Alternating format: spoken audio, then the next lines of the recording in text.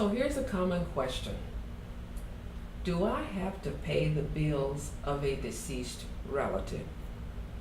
I'm attorney Vernita Williams. I practice here in South Florida, and I handle a lot of probate and estate planning cases. Sometimes I get a call from someone and they'll say, my relative passed away, the bills are coming in, people are calling and asking me to preserve the family name and do the right thing and pay the bill.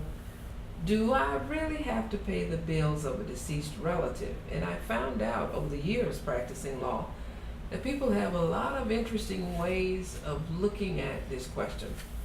Sometimes if it's a mortgage, people believe they don't have to pay the mortgage because the person who took out the mortgage has passed away. And they don't pay the mortgage thinking that as long as this property is in probate, the mortgage doesn't have to be paid. I've heard that many times. Now, that's not true. Where credit cards are concerned, a lot of times people will come in my office and they say, I've paid the credit card every month since my relative passed away. And I tell them, well, you don't really need to pay the credit card unless your name is on the card as a co-owner of the card as well. So, some people think they have to pay the credit card, and they've paid a long time before I advised them that they really didn't have to do that. So then another interesting scenario concerning credit cards is sometimes when people find out that they don't really have to pay the credit card of a loved one's, they take the credit card and start using it. The credit card of the deceased relative. And that's not good either, because some credit card companies are conscientious enough to pay attention to when the person died and the fact that there were charges made after the person died. So let me tell you some things to consider concerning paying a deceased relative's bills. Number one, if there is a mortgage and your name is on the mortgage with the deceased relative, you need to pay the bill, otherwise your credit will be ruined. So if it's a mortgage that you have your name on along with the deceased relative, yes, pay it. If your name is not on that property and you're not interested in keeping the property, then there's really no reason for you to pay it. You're not going to be legally obligated unless your name is on the mortgage as well. So with the mortgage, understand that, if you want to keep the property, you need to pay the mortgage. If you don't pay the mortgage, whether the property is in probate or not, there's going to be a foreclosure case going on. So if you want to keep the property, pay the mortgage. If you don't care about keeping the property, then don't pay the mortgage. But just understand, foreclosure will ensue in about 6 to 12 months. Where vehicles are concerned, the same thing. If you want to keep the vehicle, you need to make the car payments. If you don't want to keep the vehicle and it doesn't matter to you, then turn the car in. But just understand, if you are a co-signer on that vehicle, whether you turn it in or not, you're going to be responsible for the car payments. So there are a lot of factors to look at when you're deciding whether or not to pay a deceased relative's bills.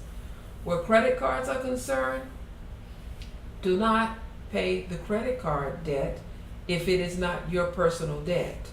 Because once you put out your personal money and you say, the attorney says I didn't need to pay that, you're probably not going to get your money back.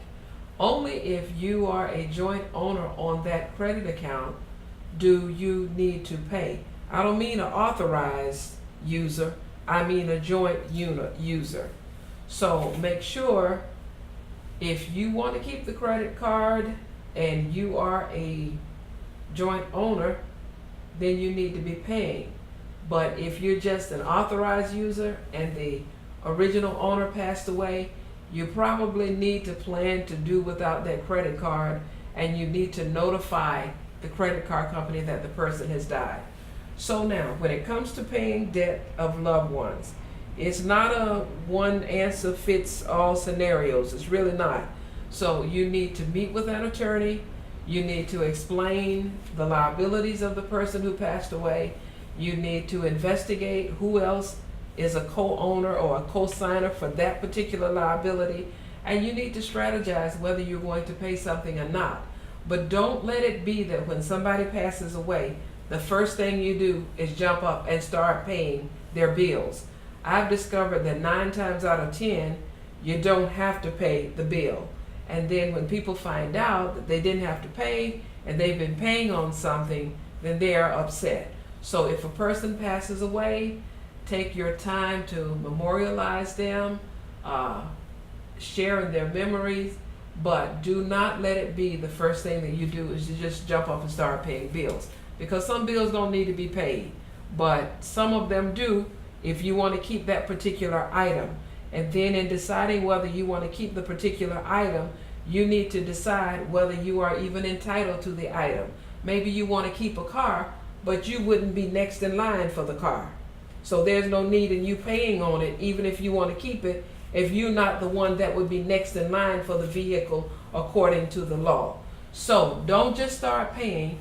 Meet with a good probate attorney and explain the assets that the deceased person had, the liabilities that you are aware of, and let the probate attorney help you strategize as to what you should be paying. If you'd like additional information, please call me at 786-831-9483. That's 786-831-9483. Or you can contact me through my website at vcwlaw.com. That is vcwlaw.com. Thank you so much for listening.